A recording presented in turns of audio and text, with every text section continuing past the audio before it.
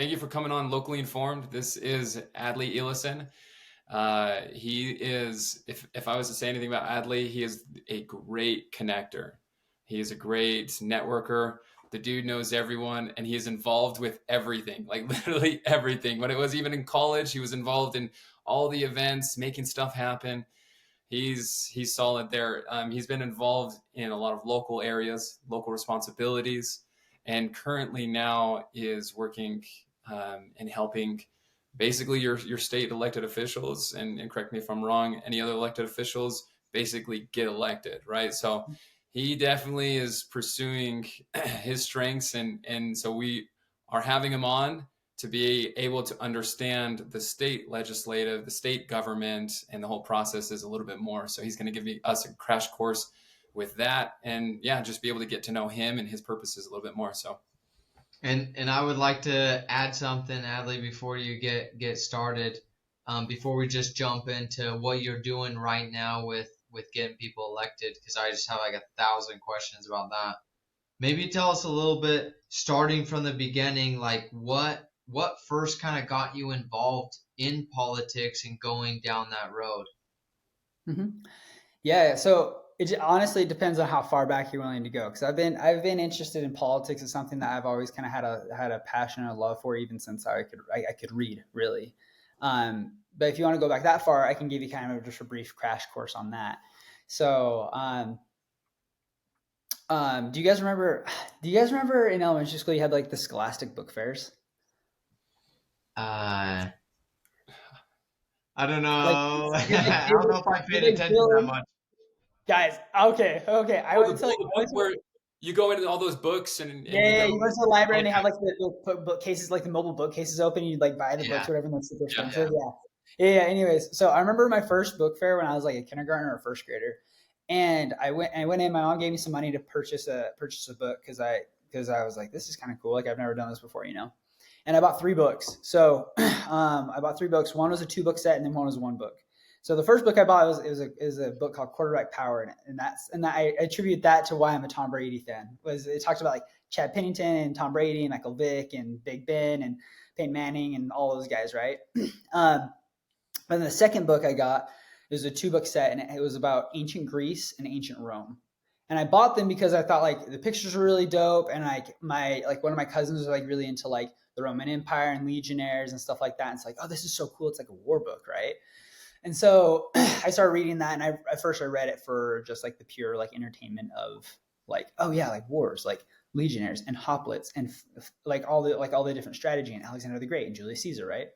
But then like as I got older, like 8, 9, 10, 11, I kept reading those books because they're really good, and I started learning more about like the infrastructure and the philosophy and like the Greek democracy and like the direct democracy and the Roman Republic and stuff like that. And I started realizing like as I got a little bit older, even it's like, oh, that's interesting. Like Rome got into way more wars and they had way more issues when they had a dictator, when they had an emperor, as opposed to the Senate.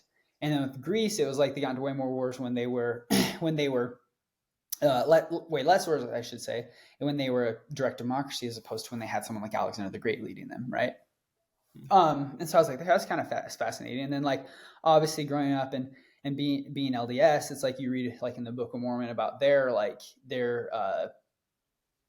government structure, how they had like the kings and stuff like that. And then it gets to the point where one of the kings says, like, if it was meant that you had a good king, then you should have a king, but we can't always promise that you're always going to have a good king. So let's set up like the reign of the judges, essentially, where they're judged by governed by judges, right? And so that was always fascinating. Like I always thought that was really cool. On the other side of things, like my dad always listened to like talk radio growing up, and so like I'm a Rush baby, like I'm a Sean baby, like all those guys, right? Yeah, Sean Hannity and Rush Limbaugh, and Mark Levin. So that's always been a lot of fun and like something I've always been a part of. And then just kind of getting into high school, my quarterbacks coach, actually, his name's Jeff Parker. Shout out to Coach Parker, but he was the teacher, advisor, mentor for the Teenage Republican Society at Herkin. And so I got in on that and was really involved with that. I thought it was really fascinating. I ended up becoming like the Sterling Scholar for my school for the social sciences. So like just like your gov, your history, psychology, sociology, like all that kind of stuff. And so it's just something that like ever since I could read, it was something I was just really stoked about. And I had the opportunity, I served at LDS mission in Nicaragua. And so I was really able to see like a totalitarian government firsthand, where it's just like Daniel Ortega, their president, like he's been their president winning by 80% for more than 10 years now. Right. And so it was just interesting to kind of see that from my perspective and stuff. So anyway, so that like everything that I've just kind of like done throughout my life has just kind of led me, or just like shown me politics, or like how people govern themselves, or how people choose to govern themselves. And so it's just always something that's been like very fascinating to me, about how like throughout the history of the world, how people are like, okay, this is like, these are the rules, this is how we're going to govern themselves, and like this is how we're going to encourage or punish those that don't follow the rules, right? And so it's just been really interesting to see human nature and how bad and how good it can be throughout history. So that's just me. Wow, that's so cool. And ancient Greece and Rome, I recently took. I'm not sure if you've taken it, but Hillsdale College has a course on ancient Greece, ancient Rome, and I like studied those. I was like, what? I had no idea that like Athens, democracy, and Sparta, they were more conservative, and you have to do this, and then Rome was like, take the best of both worlds and let's make our own government. And so that's really cool to hear more of your background of like you've been involved in this for your entire life.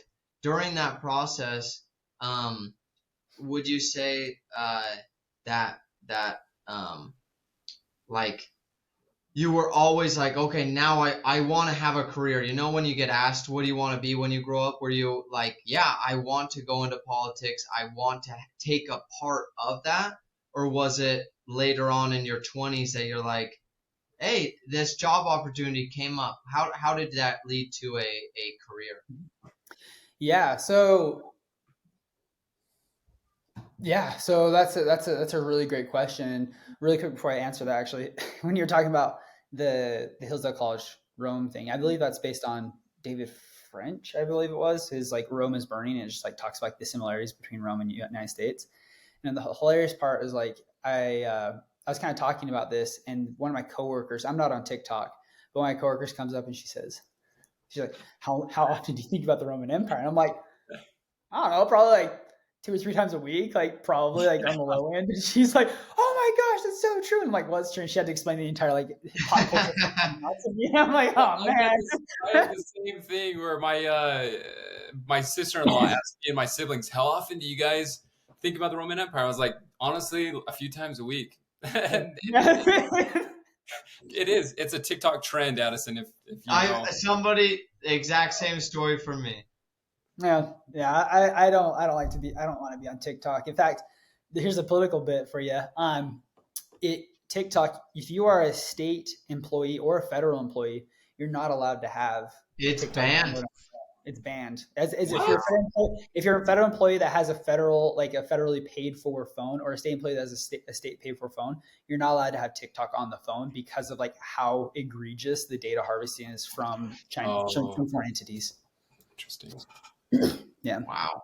So It's kind of crazy. But yeah, no, Governor Cox did that this year in January, I believe he passed that. Or I don't know if it was like if it was just something that he did, or if it was through the legislature. I actually don't quote me on that, but I know that now it is a rule. So yeah. So how did that lead to that love, that passion for it, lead to a career? Yeah. So got from mission, went to BYU, and my life kind of like, I remember even like when I was 15, I was actually, even though I was really involved in politics, I never thought that was going to be like something I could make a living in. And so like even when I was 15, I remember like, what are you going to do in 10 years? And I was like, oh, I'm going to work with my dad. My dad does like financial services stuff, right? And so I get into BYU and I start taking like it's a pre-business management is like the thing before you get accepted into the program. And I wanted to do finance, and I'm taking these classes and I'm like, this is nothing like what my dad does. Like my dad does like investing. My dad does like securities and annuities investing, wealth management, financial services, like that kind of stuff. I'm like, this has nothing to do with like anything that my dad does. Like I've worked with my dad. I've sat in on interviews. I've sat in on seminars. Like I've sat in on like consulting sessions. And I'm talking to my dad, and my dad's like, yeah, like this is finance, but he's like, I only use probably like 4% of like where you're learning your textbook right now, you know? And I was like, this is so stupid. Like, I don't want to, I'm like, and so it kind of gets down to the point where my dad's like, Adley, just like study something that you love. And then he's like, and if you want to keep, and if you want to, and if like what you love doesn't lead you, he's like, I'm always here and I can always teach you what you need to do. And like, we can always figure it out that way, you know, and like you can actually learn what you need to learn. I'm like, okay. So I kind of had to figure out over a summer, like, okay, like what is it that I love? Like, what is it I do? And Spanish was always something that I had loved ever since my mission, like the Spanish culture, like just general Hispanic culture, something I've always loved. So I'm like, okay, well, I know I want to do Spanish. And then I'm like, what's something I've always done? And I think I was listening to like Ben Shapiro or something like that. And I was like, man, politics would be kind of cool. I'm like, do they like political science? I'm like, okay, cool. So like I actually declared and so I did political science and Spanish throughout my time at BYU. And that's just something that kind of led me into that. 6 months before I graduated from BYU in 2021, so it was the winter of 2020. So like right in the middle of COVID, right? I get a Facebook message from the former CEO of the Chamber of Commerce in St. George. And he's like, hey, I've heard that you're kind of a Politico. I've kind of heard that you're kind of involved in politics and like you're from Southern Utah, you know Southern Utah. I'd like to talk to you about a job opportunity. I'm like, yeah, Is cool. this Don Willie or who is this? Yeah, yep, Don. Yep. So yeah, Don hit me up on Facebook Messenger. Don. Yeah, the Don. Yep. Don. So Don and I, we chatted for a little bit, and we were able to come to a conclusion of like what he wanted me to do. So essentially, I just took over like the member services, and then he also added like some like public policy stuff about like how I could help the chamber with the political side of things, right? And so I ended up working there. And then like probably 2 or 3 weeks after I started working there actually is when we actually hired Jordan Hess. And so that's where Jordan and I actually became buddies, was through the Chamber of Commerce. He had just gotten done helping out John Birmingham on his gubernatorial campaign, and had just gotten done like working for Heritage Foundation out in DC. So we ended up working together at the Chamber of Commerce, and we kind of split it where like Jordan, because he had more experience, he would be over like all of the government relations between the Chamber of Commerce and like Washington City and St. George City. And then I was, because I was fresh, I was still in college the last 6 months of my college career. I was taking care of like all the Santa Clara and Ivan stuff as far as like the relation between the chamber and them. So it's just like how, like what kind of like business friendly ordinances can we pass? Like, can we be a support? Like how can we recruit? Like all that kind of stuff as far as like what can the Chamber of Commerce do to enable businesses to be able to thrive without extra issues from the city, right? From the cities. And so that was kind of how that went. I worked there for about 11 months, and my buddy hit me up. He works for a libertarian conservative super PAC. And he hits me up and he's like, hey, I'm actually leaving to go work for a different job, but I really like this job and I don't want to leave them hanging. Do you know anyone that's interested in this job? And so he explained it to me. It's kind of like a grassroots organization kind of role where my job would essentially be to get into the nitty gritty kind of stuff, and just like talk to people, get them to come, like make phone calls, get them to go knock doors, and provide like incentives and whatever the case may be to be able to push forward like whatever piece of legislation or whatever candidate that we were helping at the time. And that was a really cool job. I was actually the organization was called Americans for Prosperity. And so it's a national organization. And so it was really, really cool because I was able, through my time there, I was able to go to Missouri. I was able to go to Georgia. I was able to go to DC. I was able to go to Florida. I was able to go to Alaska. And just do like so much different stuff. And so like, for example, like specifically like with those ones, like in Alaska, we knocked doors for like Nick Begich. And then we knocked doors like in Georgia for Herschel Walker. And then we knocked doors for Eric Schmidt, who's now the senator in Missouri. And then my favorite one personally is we were able to go like do a lot of work for Mike Lee from the PAC side. And collectively within the primary and general election cycle, I think we ended up making like over 500,000 phone calls and knocked like over like 15 or 20,000 doors. And myself, like, and the thing is like myself alone, like, and I say this just because like I worked my butt off for it, but like myself, I was able to make 20,000 phone calls for Mike Lee by myself, and then knocked 1,000 doors myself for Mike Lee. Wow. So like I'm a big Mike Lee fan. That's crazy. Have I you really ever would. have you ever communicated that to him? Like, hey, just so you know, I've made 20,000 phone calls for you. Yeah, no. So actually, so ironically enough, on a federal level, PACs, so political action committees, and campaigns, they can't collude at all. Like there's a firewall between the two. PAX and who? PACs, so political action committees, and the Yep. campaign itself. And the campaign. Okay. Yeah, so myself working for Americans for Prosperity, I wasn't working like my paycheck didn't say Mike Lee or Mike Lee's campaign or anything. It was Americans for Prosperity, and so the difference is like with federal. Oh, okay, here we go. So within like campaigns on the federal level, there's certain giving limits. So for a federal campaign, there's certain giving limits, and I believe it's $3,300 per election cycle. And within Utah, we have 3 election cycles. So that means that the caucus convention cycle is considered an election cycle, the primary election is considered an election cycle, and the general election is considered an election cycle. And so on federal races, you're only allowed to give $3,300 for each of those, so it ends up $9,900 for the entire thing. And so generally what will happen is candidates, and not we weren't set up like this because we're for more than just one candidate.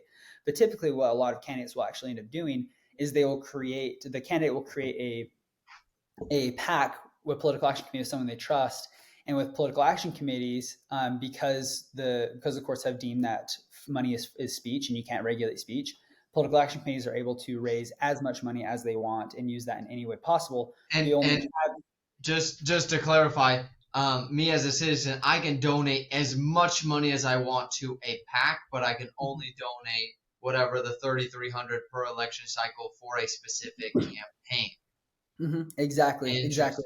Okay. Yeah, exactly. With that caveat being that whoever's running the campaign can't coordinate with the campaign. Oh, sorry, whoever's running that PAC can't coordinate with the campaign. Makes sense.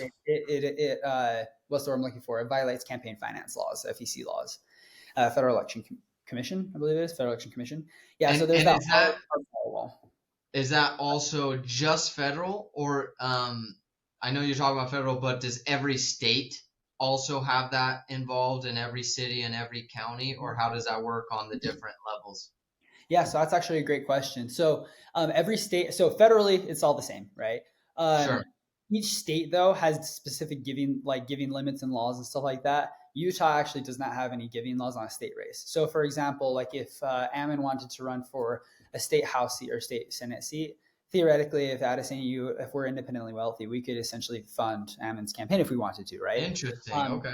For more reasons than not, obviously that doesn't happen a lot just because of how bad it looks, like just optics, right? The perception, because politics is perception and ego. That's a quote I've done is politics, perception, and ego. Wait. I want to understand this. So politics is perception and ego. Yeah, that's like the most pragmatic, like what's the word I'm looking for?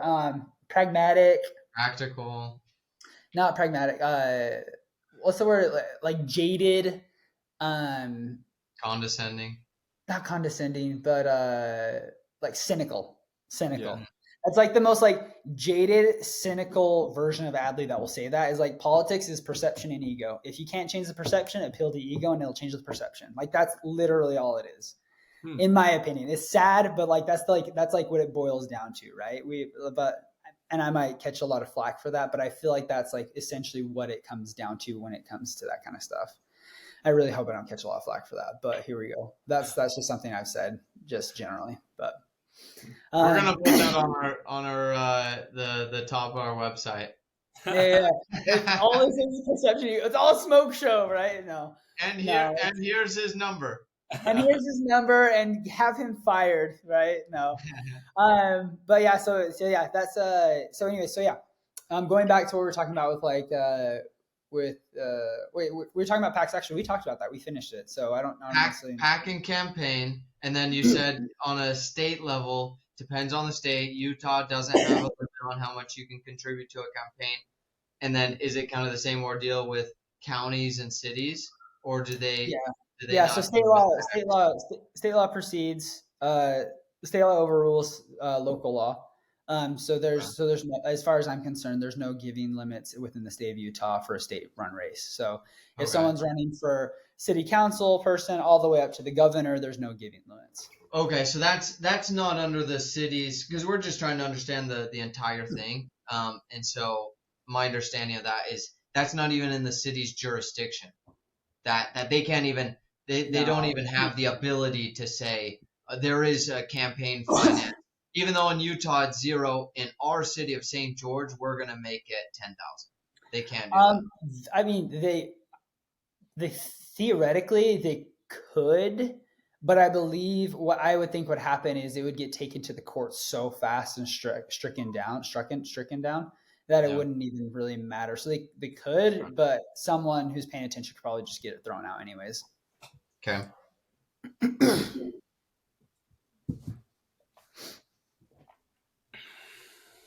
I have several more questions. Ammon, I don't want to. You can go ahead if you have.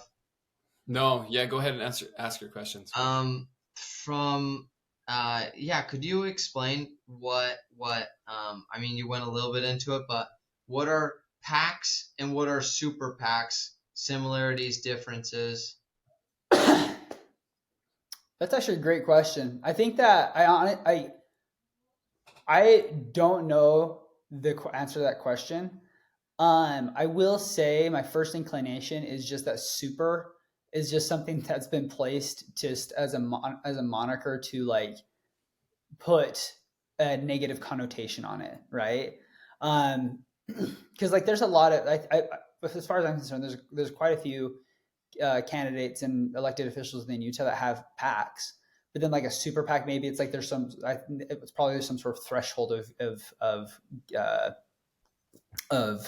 collections and fundraising that they do. Uh, like Evan McMullen had a Put Utah First PAC when he was running against Mike Lee, right? And that was just considered a PAC, and it would pay for a lot of ads and stuff like that. But then if you look at like the Heritage Foundation, or not Heritage Foundation, it would be Heritage Foundation Action, Heritage Action, or like Americans for Prosperity Action, where they're like in the $70+ million range. It's like those are probably at that point like super PACs. But that's actually a great question. I'm just speculating. Gotcha. This. Gotcha. And all of it's public, right? So like the public could go to those and understand where the money's coming from that's supporting this candidate. No, No? not on the PAC side. Not on the PAC side. Campaign side, you have to report where you get your money from. But PAC side, it's protected free speech. In fact, go ahead. So like China could go in and pump a bunch of money. This is just me thinking, into a PAC, and you wouldn't be able to track it.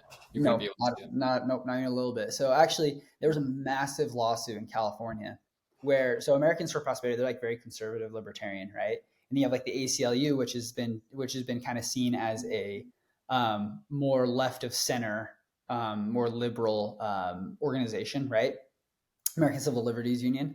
And so in California, they were trying to force it so that donor logs would be public information.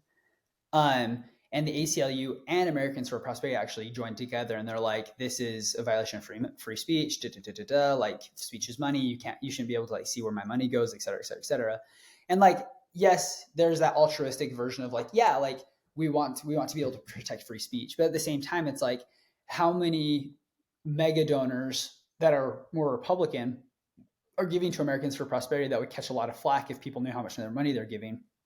And then vice versa, how many mega donors that are left of center that are given to ACLU would catch flack from people within the workplace or personally or professionally, the case may be, if those donor logs were recovered as well. And so it's just kind of, for them, it made sense for them to work together to be like, even though we may not agree on a lot, like it makes sense for us to be able to protect our donors on our donor list, because we want us to continue functioning as well and protect free speech. And I think I remember, and maybe if you could touch on this, this is more of a federal thing. I think I remember something about the Republican super PAC, like the main one was like, hey, we're not going to donate money towards Trump's campaign. Do you remember talk of that? And if not, that's fine. But I just want to see if that was like how that related to this whole thing. Yeah. So I vaguely remember that.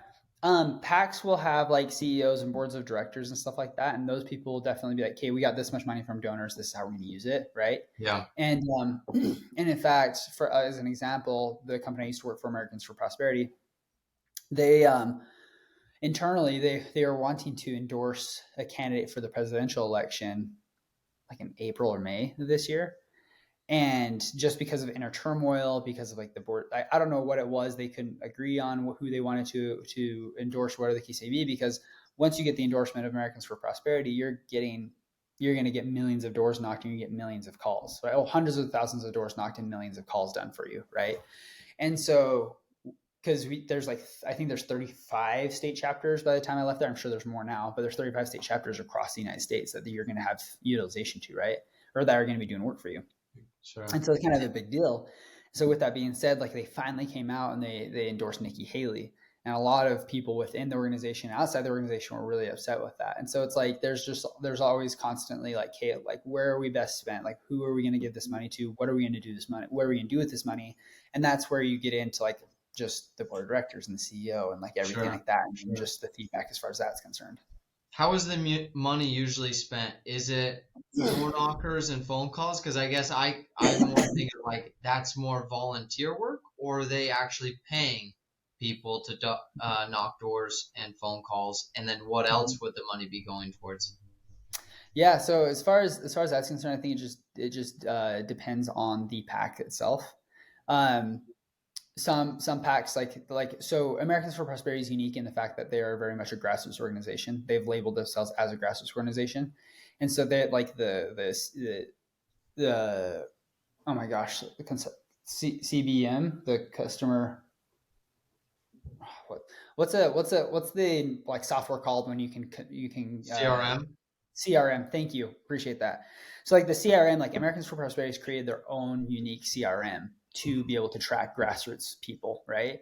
And so like they're much through and through a grassroots organization. They are recruiting volunteers, they're knocking doors, they're doing that kind of stuff. Have they paid for mailers? Have they paid for advertisements? Have they paid for paid canvassers as well? Like yes, they have, but the vast majority of what they do is definitely from like volunteer work for sure. When you go to like other organizations, like for example, what would be I don't even know, like another pack right off the top of my head. But other organizations, they might just pay for just the direct lobbying, being like, hey, you know what, we hired this lobbyist, he's representing our interests and this pooled money. This is what we want, right? Some of the people might just be like like there's oh my gosh, what is this? I'm drawing a blank so hard right now. Some packs are just running ads, like they're running like cable cord cutter ads, maybe they're running like YouTube and Hulu ads. It just depends on who's on the board, what the purpose of the pack was in the first place. Is it just for one like campaign? Is it supposedly just like supporting one campaign? Is it supposedly supporting like an ideology? Like what is the idea, and like how does that work? And just so I know, like if I was to watch this, and even for me right now, I would be curious of what when you knock doors and you make phone calls, what exactly are you doing? Like, what's the purpose? Just to like get brand recognition? Is that what it is, or are they trying to get people to sign up for stuff, donate? What's the purpose? What makes a successful door knocking team, phone calling team, or whatever when it comes to that? Yeah. So with Americans for Prosperity, whenever we made calls, I believe we only ever made two types of calls. One was like actually three. Yeah, three. So one was like preferential stuff, like okay, like if you were to vote like today for the president, like the presidential election, who would you vote for? Like that kind of stuff. And then we'd also do what we call GOTV calls, which is get out the vote calls, and it would just be like the week leading up to the election or like right after the election, because we have mail-in ballots here in Utah. Is like, hey, like we want to encourage you to get out and vote. If you haven't voted already, here's your local, like here's where you can vote. If you haven't already, here's where you can drop off your ballot, mail it in, make sure it's postmarked. And the other one as well is just like persuasion calls, like, hey, like what's your perception of, like, for example, Mike Lee, like, right, what's most important to you? Would you consider voting for him? Oh, well, this is what I really like about him, blah, blah, blah, right? So that kind of stuff. And then actually there's a fourth piece. Like we actually were supporting some legislation. We were actually calling people and saying like, hey, do you agree with this? Yes. Okay. Well, actually, I have the voicemail of your elected official on the other line. I'm going to patch you through to the voicemail. Leave a voicemail just telling him how he or her, about how like you support this specific piece of legislation, right? So those were the 4 different types of calls that we did at AFP. So that's what it kind of looks like. Maybe we can start, if you can help us We can understand. start with I'm just a bill, just support a little bill. All right. So yeah, so like let's say, okay, Ammon, you've won your state house rep, you're representative to Cal now, right? So what happens is you have an idea, you say, I want to get rid of the income tax in Utah, right? I want to get rid of the income tax. What a great bill. What a great bill, I right? might move back to Utah. Right? Yeah. So Representative Takao has this idea. So essentially what happens is you have your idea, you kind of develop your idea, you figure out what you want to do. What then happens is then you would submit your idea, Ammon, to what's called, it's the OLRGC, which is the Office of Legislative Research and General Counsel. So what it is, it's a nonpartisan legislative service. It's essentially the law firm of the House of Representatives and the Senate. So you submit that to them. In fact, I could actually show you guys do you want me to share a screen with you? Yeah, that'll be awesome. See that. Yeah, and so let's do bill to law here. This would actually be a really good way for you guys to see like what's going on. So how bills become laws, like an idea develops, you have your bills drafted by the OLLGC. What they do is that you'll have a lawyer that will come from there that is a drafting attorney that will come to like your office. You'll work like through basically like, okay, this is what I want to do. This is what I want this to look like. I want to like, you could be like, okay, I want to phase out the income tax over a 10-year period, or I just want to get rid of it completely, or whatever the case may be, right? With that being said, after it's done, the bill is then given, like obviously it says like a bill is then given a number. So it's a HB for House bills that originate in the House, or it's a SB for bills that originate in the Senate for Senate bill, right? Then you have your fiscal review, which just has this fiscal note attached, like, okay, is this bill going to cost the state any money? Is it going to bring in money to the state? Like, how is that going to look at, right? Then the bill is then introduced into the legislature to your rules committee. If it's a House bill, it starts in the House Rules Committee. If it's a Senate, it starts in the Senate Rules Committee. At that point, the Rules Committee will then decide or dictate which committee within the House and Senate they want to send this bill to be able to receive public input, to receive review, to receive like feedback, all that kind of stuff. So the House of Representatives with all 75 of its members and the Senate with all 29 of its members, they are split up into different committees.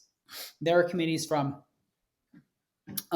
taxes and revenue, there's education, there's infrastructure committees, there's technology committees, there's all sorts of committees that typically have people with some sort of experience or expertise or something like that within these committees. So for example, a great example of this is Colin Jack. Colin Jack works in his private life for Dixie Power. He's an engineer. He's been internationally all around the world building power grids, teaching how to build power grids, all that kind of stuff. So it naturally makes sense to not put him probably on the education committee, but on the technology and energy committees, right? Because that's where he's good at. So at that point, the Rules Committee says, okay, you know what? This is a tax bill. We're going to send this bill to the Tax and Revenue Committee. Okay, then it goes to the excuse me. Then it goes to the committee. Representative Takao would then present this bill to the committee of his peers and would say, hey, this is my bill. This is what it's going to do. And then at that point, that's where you receive public input that you can go up to you can zoom in, or you can go up to the state house and I can go up and say, this is a fantastic bill. We should definitely pass this as a constituent. We should definitely do that. Or then let's say that Addison is some sort of economist, and he's like, hey, like this could be a good idea, but like maybe we should phase it out over 10 years so our state doesn't take as much of a hit to its revenue as it would be if we just got rid of it all at once. And then you could have someone that's probably like, well, the state income tax in Utah is the only source of funding for education, so the teachers union is against this, right? So you'll have like your for and your against and all that kind of stuff, just like ideas of like what that would happen. If the bill passes through committee favorably, then it goes to then it goes to the floor, right? So it goes to the floor. It's presented by Representative Takao on the floor. That's where you see like the Vox Populi, like the voice of the people, like in the Capitol building. It's debated in open session. If it passes the House with at least 38 votes, then it goes to this is the great part. Then it goes to the Senate, and the Senate does the exact same thing that just went through the House. It goes to the Senate Rules Committee. It goes to the committee. It goes to the theoretically the Tax and Rev Committee within the Senate. Then it goes to the Senate floor, and then if it passes at the Senate floor, then it goes to the governor's house. Then it goes to the governor. Governor signs it, and then it becomes a law. If, however, at any point, and so with that being said, I'm going to show you guys an example of this. So let's see. I love this. This is awesome. Yeah. So I'm going to share a different one with you here. And just to clarify, this is different from state to state. They all have their own process of going from idea to bill to law. Generally, they're all the same. You will have some nuances, like they may not call it the Rules Committee. They may not call it they may not call it like certain things, but generally it's the same thing. Every once in a while, I think like Virginia, I don't think they have a bicameral legislature where they have a House and a Senate. I believe they have an assembly where it's just like a single unicameral. Yeah. Anyways, you have a single body where there's not two chambers, I guess you could say. So this is a bill of one of my most favorite representatives in the House of Representatives right now. Her name is Candace Perucci. She is the representative of like Riverton area. She's fantastic legislator, great bills, great philosophy. Like definitely, she's awesome, right? So with that being said, this is one of her bills that she ran. It was a HB 186, so House Bill 186, state land purchase restrictions. So just looking at, really quickly, just kind of give you guys an idea of what this is, and if you wanted to find out what this is. So I'm on the state website, just le.utah.gov. I looked up this bill, and so you can essentially see right here. Maybe if you could, for us and for the viewers, maybe go to another site and just like walk us through how you would get to this. This is for Utah, but I'm sure it's similar for other states. Yeah, so we're sharing this tab instead, right? So let's go le.utah.gov, right? So we're here at le.utah.gov.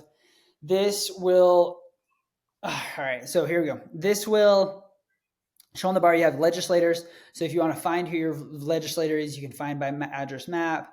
You can look at the rosters of both the Senate and the House. You can see the seating chart even. You can see the conflict of interest forms of each of the members of the state and House. So it's like, if they have something there, then you can look at that.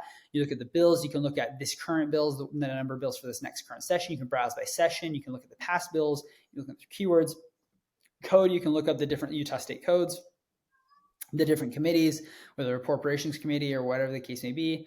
Audits, like any of the audits that the government has performed through the legislature, the budgets, the state budgets, all that kind of stuff, and research and legal. Like this is where you'd find out like the Office of Legislative Research and General Counsel, like that we had talked about, right? Scroll down, you have the calendar for everything. You can look at like we look at January 16th is the first day of the general annual session. So then you can see like what's going to happen. Okay, what's my senator doing? Okay, my senator from 10 to 11:50 is going to be on the Senate chamber for floor time. Same for the House, et cetera, et cetera, et cetera.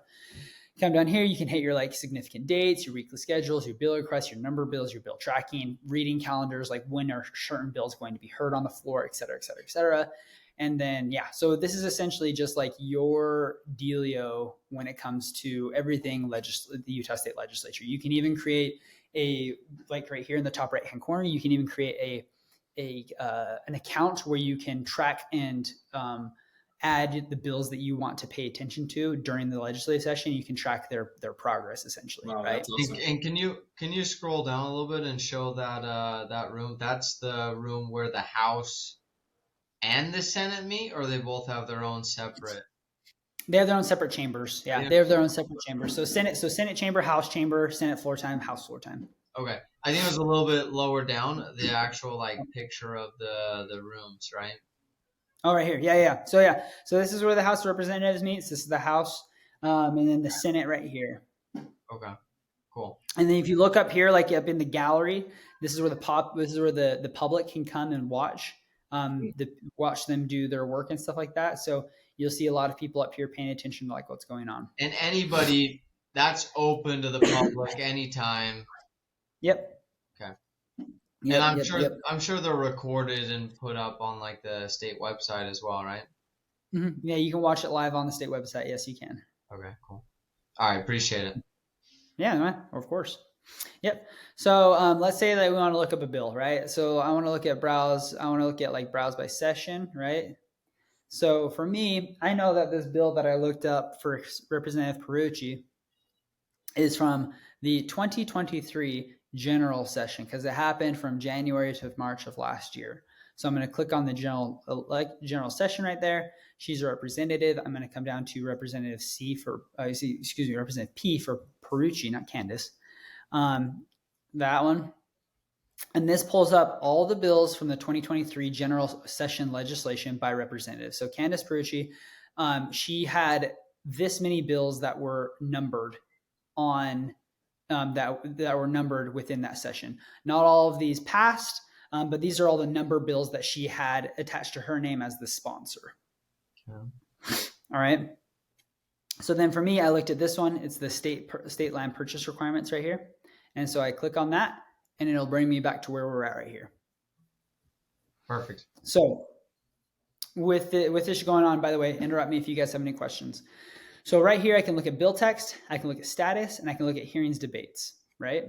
So bill text, this is actually what this bill is. Like, what is it that this is happening? So the chief sponsor is Candace Perucci.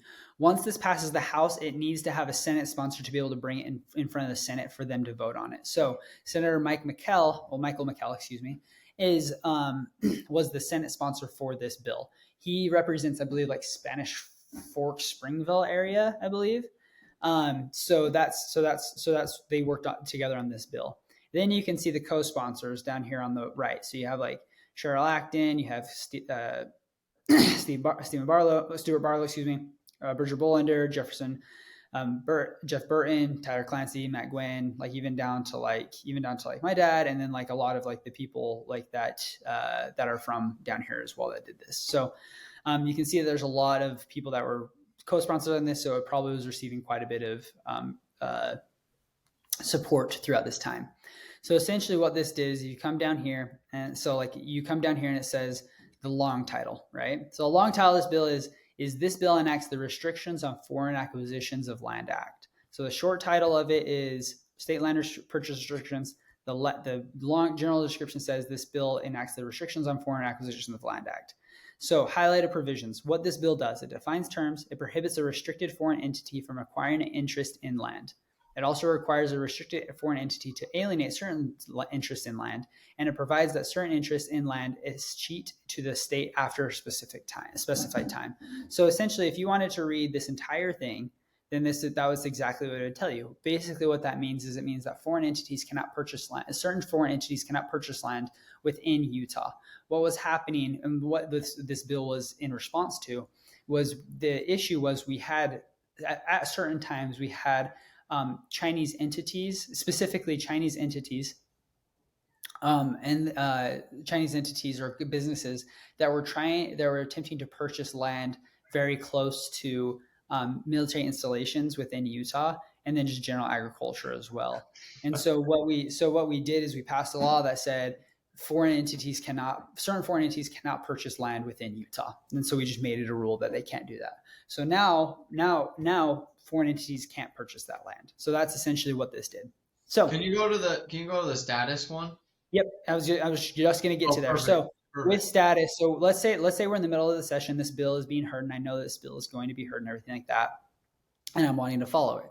So if I go to status, we can see on the date right here, 1/9, the bill was numbered but not distributed, meaning that the bill was numbered but it wasn't given out to the public or Representative Perucci's other colleagues within the House and Senate, right? So here, just as a general idea, the blue denotes Senate actions, the red denotes House actions, the green denotes fiscal actions, and then the black is other actions, right? So the Office of Legislative Research and General Counsel they numbered the bill, didn't distribute, and then later that day or right after, they numbered and publicly distributed it. At that point, it received a fiscal note, which we will look at the fiscal note here in a second in this bill. The House then received the bill from the Legislative Research on the 11th. The fiscal note was then publicly attached and available on the 12th. On the 17th, the House received the fiscal note from the fiscal analyst. The House received the first reading because every single bill has to be read at least 3 times before it can be passed through.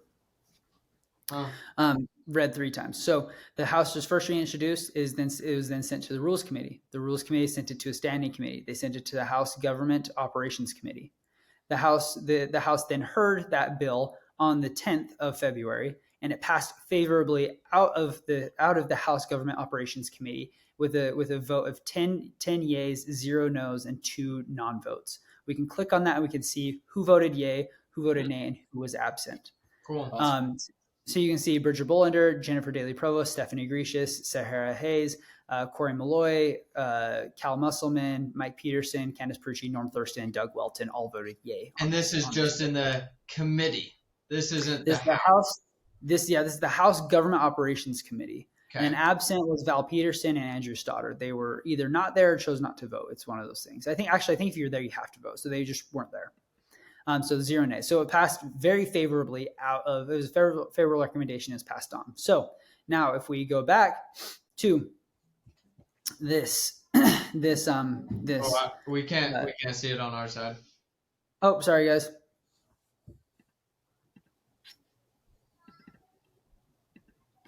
All right. So now can you see now? Yep. Okay, so it came out of the House with a favorable recommendation 10-02. It then went it was a favorable recommendation, then it went to the House for the second reading and then the third reading. And then it was put to a vote after the third reading. And it passed out of the House with a vote of 71-04. Wow. So so it was a very, very popular. We're going to share this one instead so we can see this. So at this point, you can see who voted for yes, who voted nay, and who was absent or not voting. So everyone, including Democrats, voted on this bill, minus these 4 people who were not present or not voting. So Anthony LeBay, Val Peterson, Judy Weeks-Runner, and then Robert Spinlove. And I'm sure, knowing these 4, I'm sure they would have voted on it had they been absent. Had they been absent, because I don't want to speak for them, but I would assume so, right? So it passed very favorably out of the House, right? Oops, I need to share it again. I gotta stop doing that. All right, so now passed out of the House, right? So then it gets passed from the House to the Senate. The Senate receives it from the House. The Senate does its first reading, sends it to the Rules Committee. The Senate sends it to their standing committee, which is the Senate Economic Development and Workforce Services Committee. That's the committee that the Rules Committee decided to send it to. It then goes from the Senate committee. It goes to the Senate committee. It passes favorably with 501. If you want, we can look at that. We don't have to look at that if you don't want to. And then Senate committee reports it's favorable, goes to the reading calendar. It gets read for the second time on the 20th of February.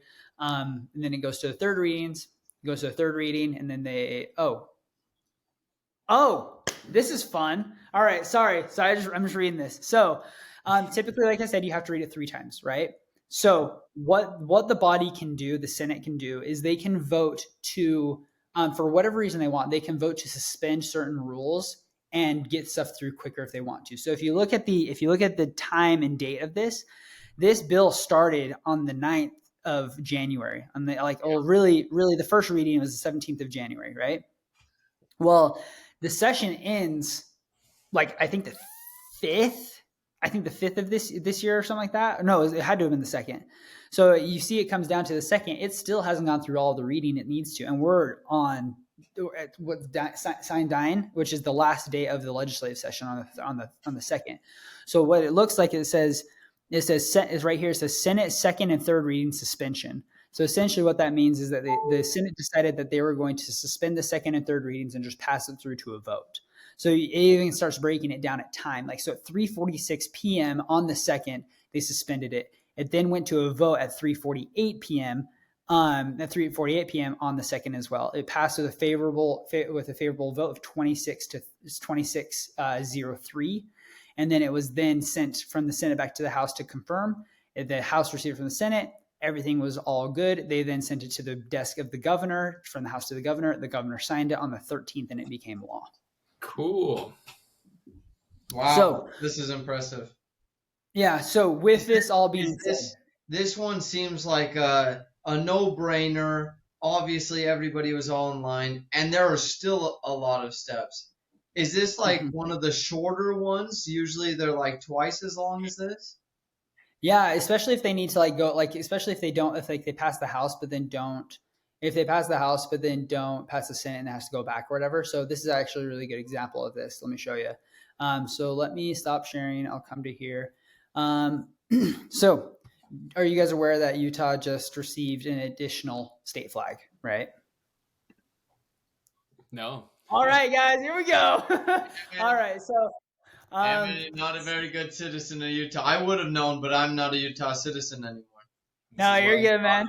So here, I'll share with you. So traditionally, Utah has only had one state flag, right? And this is a really controversial thing. So this is what I'm saying. The beehive, right?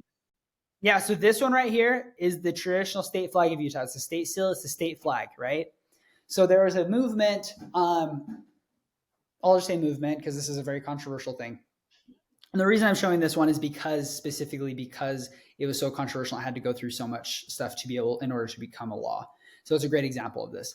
Now we had some movement. Some people wanted to update it and replace the thing. So what ended up happening is they came to the conclusion that they wanted to just add another flag. So now Utah technically has two state flags, which is the second one right here, which is the second and newer of the two state flags. A lot of people are fighting that because there's just, whether it be traditionalism or conspiracy, whatever the case may be, there are certain people that are fighting for it for different reasons.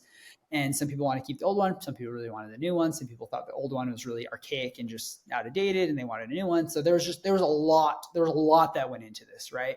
So with this being said, we're going to stop sharing there and come back to here. It looks like the makers like the Utah Jazz designed it. Right. I don't know who made it, but so if you look at these are the state flag amendments. So there's actually multiple bills. So there's Senate Bill 31 and then Senate Bill 31 first substitute right here, SO1, third substitute and fourth substitute, which is probably the one that ended up getting passed. So if we wanted to look at this really quickly.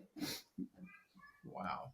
So first thing we see, Senate Bill 31 state flag amendments. Senator Dan McKay, this is the Senate bill. Senator Dan McKay and then Representative Mike Schultz was the floor sponsor, right? Come down. This bill addresses the state of Utah flag, establishes a new state flag, describes the design and meaning of the flag, designates the current flag, blah, blah, blah, et cetera, right?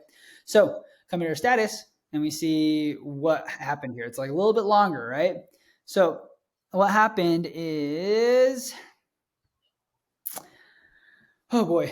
All right. So what happened is bill's numbered, right? Bill's numbered, distributed. This started in the Senate. So it went to legislative research, received fiscal note, first reading, standing committee, was sent to the Senate Business and Labor Committee.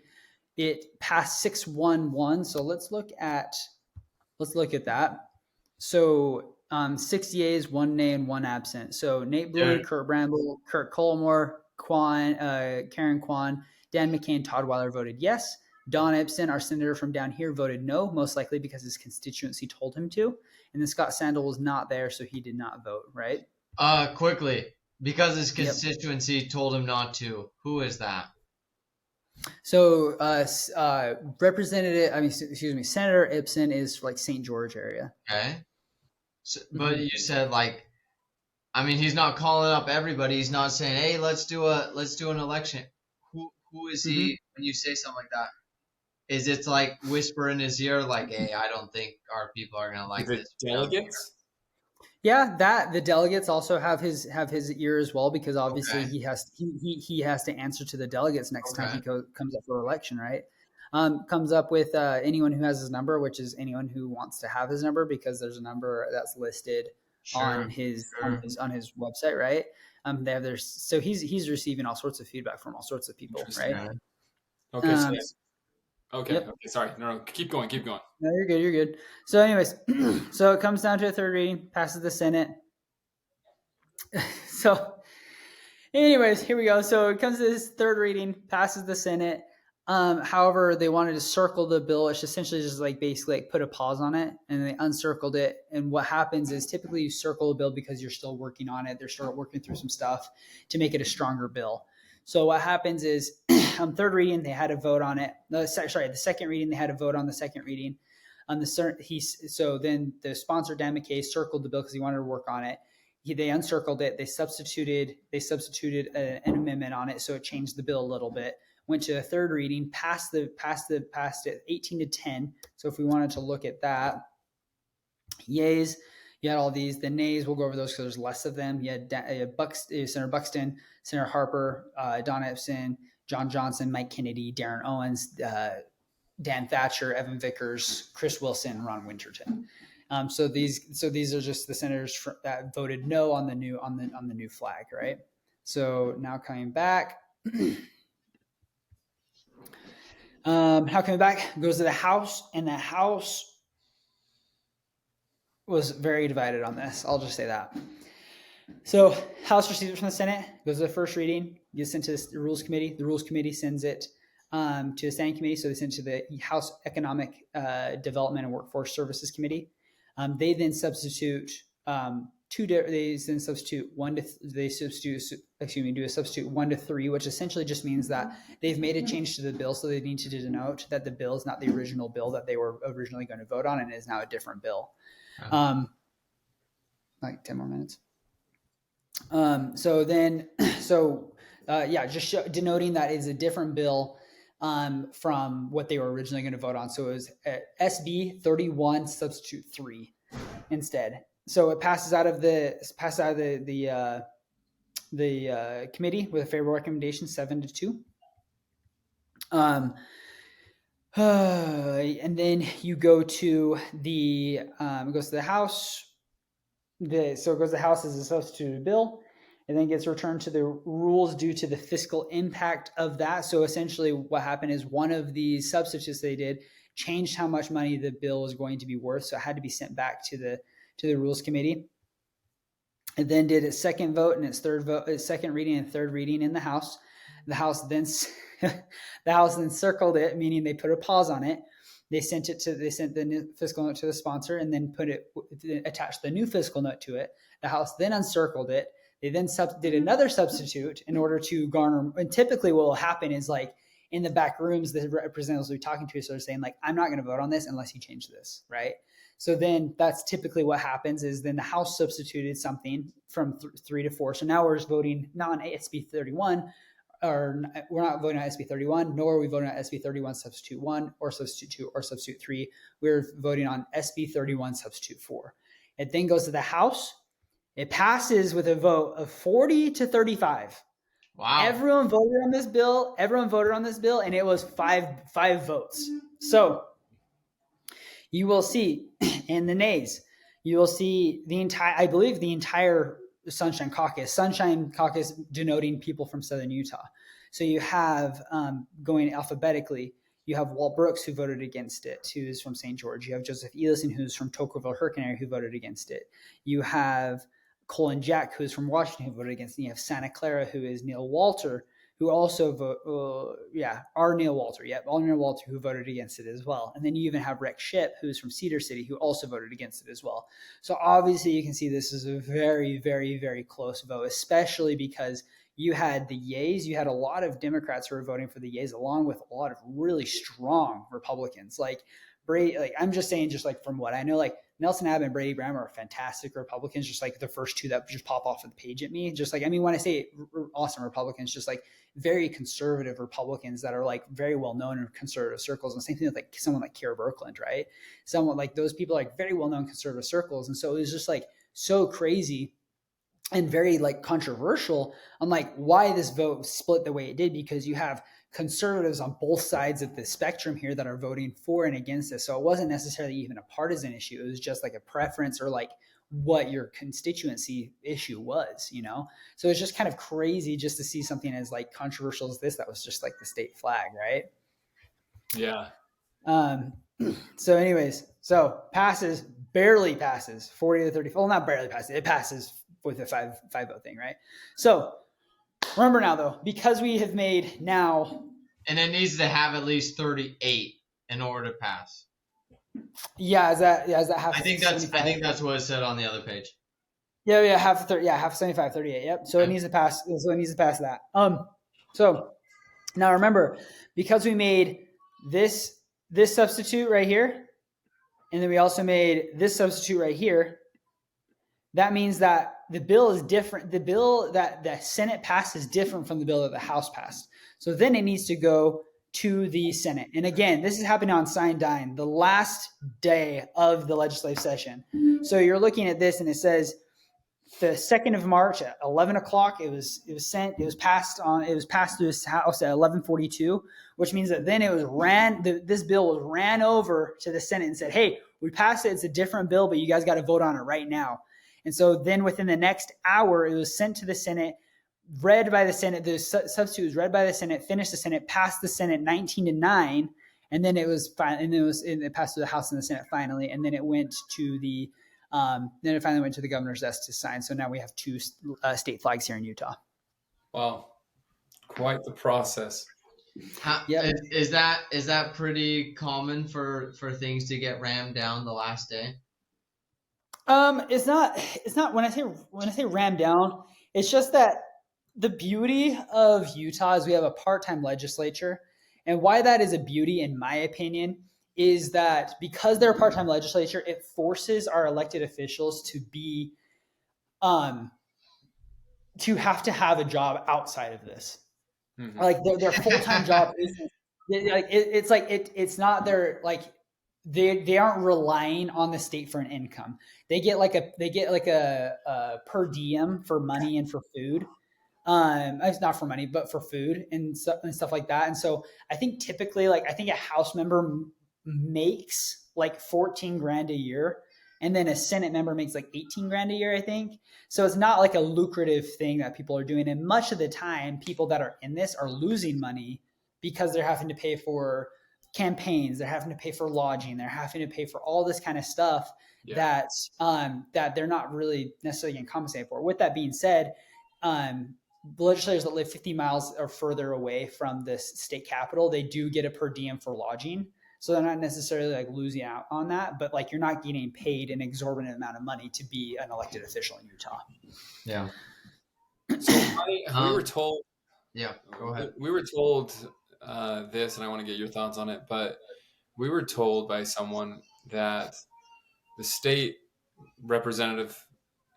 legislators, that they have the biggest impact to our lives when it comes concerning to protecting our freedoms. Yeah. So when it comes to your day-to-day, like livelihoods and stuff like that, your state government has way more to do than the federal government. Like, the federal government can do some pretty egregious things, some pretty impactful things. Maybe not egregious, but pretty impactful things, because it can be good or bad. Because I personally like to have my military protecting me, right? So that's a good thing. But some pretty impactful things. But on the other side, like the state, when it comes to property taxes, when it comes to sales taxes, when it comes to what kind of education your kids are receiving, when it comes to what kind of water you're drinking, when it comes to, and like with that being said, like there's different regulatory bodies like water conservancy districts and stuff like that, but like where that water's coming from, whether or not you can carry a gun constitutionally, like without a permit in Utah, whether or not you can take your kid out of school and homeschool them is decided by the state government. What kind of license plate you're allowed to have in Utah is decided by your state government. Like all that kind of stuff is very much on the state level. And so like your day-to-day definitely is much more impacted by your state government. So if that's your opinion, this is the most important, then correct me if I'm wrong, I don't want to speak for you, but would this be where you would put your effort in if you were an organization like Locally Informed to inform the constituents of these people, of trying to empower this constituents and passing over their opinion to these people? Yeah. Yep. So if I was locally informed, I think you guys would just need to. I think whoever was in charge of locally informed would just need to find their niche as far as what it is that they're wanting to provide, right? I mean, like obviously, like that's the business part of it. But with that being said, there's quite a few, not quite a few. There are organizations that do provide updates and stuff like that. With that being said, if you guys could do it in a different format that's maybe more familiar and available to people of the younger generation, I think that would definitely. I think that, and you make it in a digestible format. I definitely think the state house, and the state senate would be the best bet for locally informed. With that being said, I do think that it is worthwhile to encourage people to be involved in their city, in their municipal races, and like attending the city council, not even necessarily to like comment, but just to understand what's going on, because there is like important things that do happen with that. I mean, like impact fees, water fees, like all that kind of stuff that does happen at a city council level, like where your money's going for like parks and stuff like that. So if that's something that's important to you, then definitely that. Me personally, I think it's just more fun and there's more that's going on with this at the state level personally, just because like I love the organized chaos of it all, you know. But yeah, so if I were locally informed, the state house, I'd probably try to become as intimately familiar with that as I possibly could, and try to stay up to date as much as I possibly could. And then maybe one thing is like there's different organizations that focus on different types of bills, because there's hundreds of bills that get read and passed and killed all throughout the entire time. And so maybe when local inform is doing their texts, they could send preference polls, or like what's important to you, what is it something that you would like to learn about, and then local inform could identify before the legislative session which bills are most important to their subscribers, and at that point they could feed which bills are what happening to which bills to who they're sending their stuff to, essentially. Because the thing is like, if you guys are like, I mean, for an example, if you guys are talking to a single mom, she's not really caring too much about like what the state flag is. She's more worried about, okay, what kind of social services benefits can I get, or what kind of education is my kid receiving in school, kind of thing, you know, as opposed to someone who is owner of a construction business. They're worried about zoning laws, and zoning laws is more so like on the county level, but they're more worried about maybe occupational licensing, like what kind of licensing do I need to get in order to keep my job? What kind of licensing or hiring practices do I need to stay up on in order to do this, or whatever the case may be? Or what kind of taxes are we going to lay on different goods or something like that, you know? So it just depends on like what the people that you guys are connecting with and communicating with and what they want. Awesome. Well, I know that maybe a family member was wanting to see how long left you have, so we don't want to keep you for too long. Addison, is there anything else that you want to dive into? I don't think we have to go too far into what locally informed is. I know we've talked with Adlai before, but I feel like there's been a lot of value in understanding this process. So maybe if there's anything else that you want to touch on. I can't hear you. Yeah, I see you got your microphone. One last quick question is, Yeah. I think a lot of citizens wonder this, if actually reaching out to their local representative matters, and if it actually has an impact on what happens or not. One, how often do people actually reach out to their elected officials? And two, how much of a difference does it actually make? So it makes a big difference. I don't think that people reach out to their elected officials nearly enough. So with that being said, like it depends. I mean, every district's a little bit different. I can't speak for all legislators, right? But it could be on a certain bill, if they were to hear from 10 people, that like that's pretty significant, and they're going to pay attention to that. Other times when there's like a lot of fervor and interest behind different issues, if there's 200 people that reach out and like 180 of them are in favor and 20 are against, like obviously that's pretty good evidence of what's going on. But with that being said, to answer your question, when in doubt, if you should reach out to your elected official, reach out. Like you're their constituent, and your voice matters just as much as anyone else. That's the beauty of America, that like no one's better than anyone else, and that my voice matters just as much as someone who is someone else. And I mean, that's how the cookie crumbles on that part, you know. And have you ever reached out? Because I mean, just yesterday I looked up my state representative, and Mm-hmm. I gave him a phone call just to see if it would go through, and it didn't go through. It went to a voicemail, and then I got a text, a follow up text that was automated. Yeah, have you ever reached out and if like I was talking to my brother, and he was like, "Man, do they even like? Do they just send you down a rabbit hole like Facebook, where they never actually get in contact with you?" I also had a similar experience reaching out to my two representatives, and I left a voicemail and then never heard anything back. Mm-hmm. Yeah. So, with that being said, I will give a little bit of coverage to your elected officials right now, just because, like, A, we're getting pretty close to A, Christmas, but then B, the legislative session.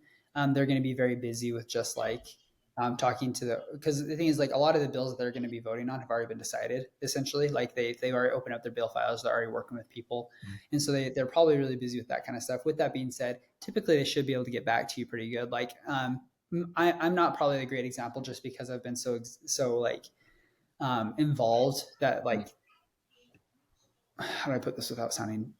Well, I mean, you're connected, right? So I'm it's a person. connected. Yeah, so it's like people like it's like there's a difference between like my name that's a saved contact popping up on a legislator's phone, as opposed to just a 435 number that no one has ever heard of before, right? But then, as far as that's concerned, like just talking with Representative Elison, because I like until recently, when I bought my house, I lived with my legislator, right? But like just hearing him talk about like how people have been reaching out to him and like talking to him as well, like I know for a fact that like it makes a difference, because he's talked to me and we've discussed different sentiments and different things that have happened within District 72. And I will say one thing is, I know this is going to sound really silly, and maybe people might call me soft for saying this, but it's how you treat people is a big way of how you're going to get what you want as well. And what I mean by that is, politics is easy to get fiery and impassioned about, and it's very easy to have very strong emotion attached to that, right?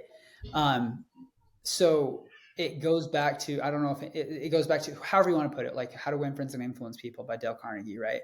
Or if you want to do like what my grandma used to say, it's or actually I think this is like a line off of Cinderella or something like that. It's like, you can catch more flies with honey than you can with vinegar, right? Like when it comes down to that, it's like, if you're unhappy or happy with your legislator or your elected official, what's the best way that you're going to be able to build a relationship and be able to change minds and hearts? Is it by calling and leaving a nasty voicemail, or sending a profane email? Or is it like, hey, I'll be honest with you, like, I don't agree with what you did, but like I want to hear why you feel like you did the right thing, and then I want to share with you why I feel like you should have voted the other way. That in and of itself, just by itself, is going to, at least, even though you may not agree with your elected official, you're going to build a rapport, and the next time that you call them, they're going to be much more likely to take your call instead of just blocking your number because you're acting like an a-hole, you know? Mm-hmm.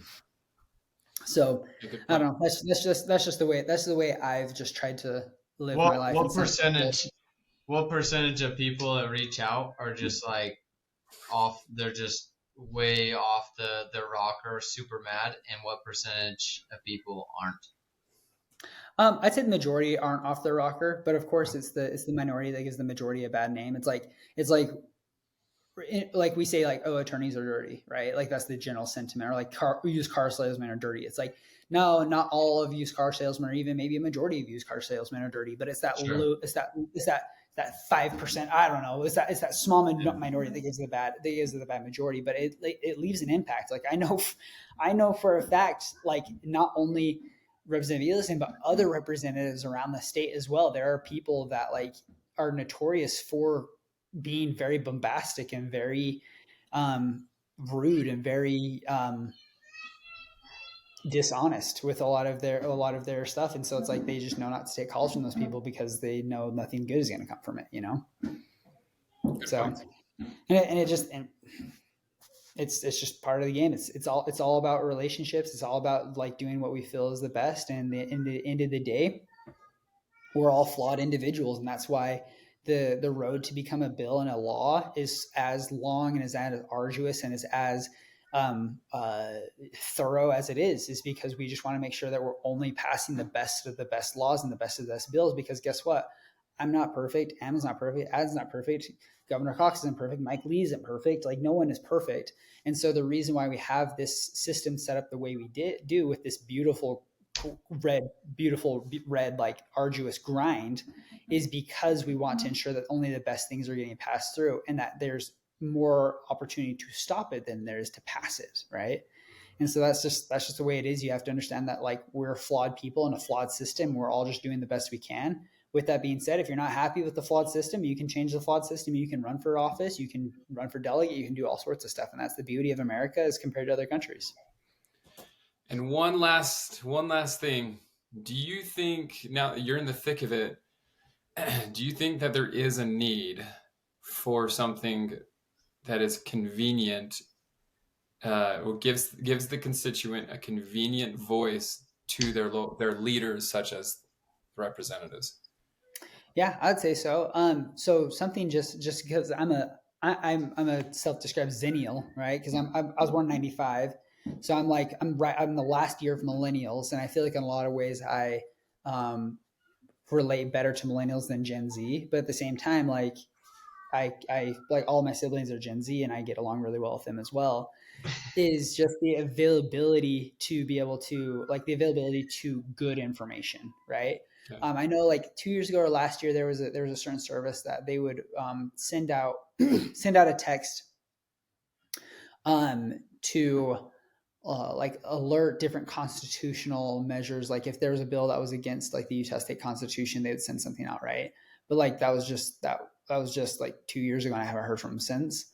Mm-hmm. And then it's just for constitutional stuff, right? And so if I had a service or I had something that was like willing to send me a text and say, hey, this bill is getting voted on tomorrow. Please, like, here's a link to like find your legislators' email to send them an email about this. Like, please do that. I'd be much more inclined to be like, hey, like, I don't want you to vote for this bill, yes or no, da da da da da. Right? I got as a citizen who isn't like, if I was a citizen who wasn't like very like into the thick of it, like I definitely feel like that would be very helpful.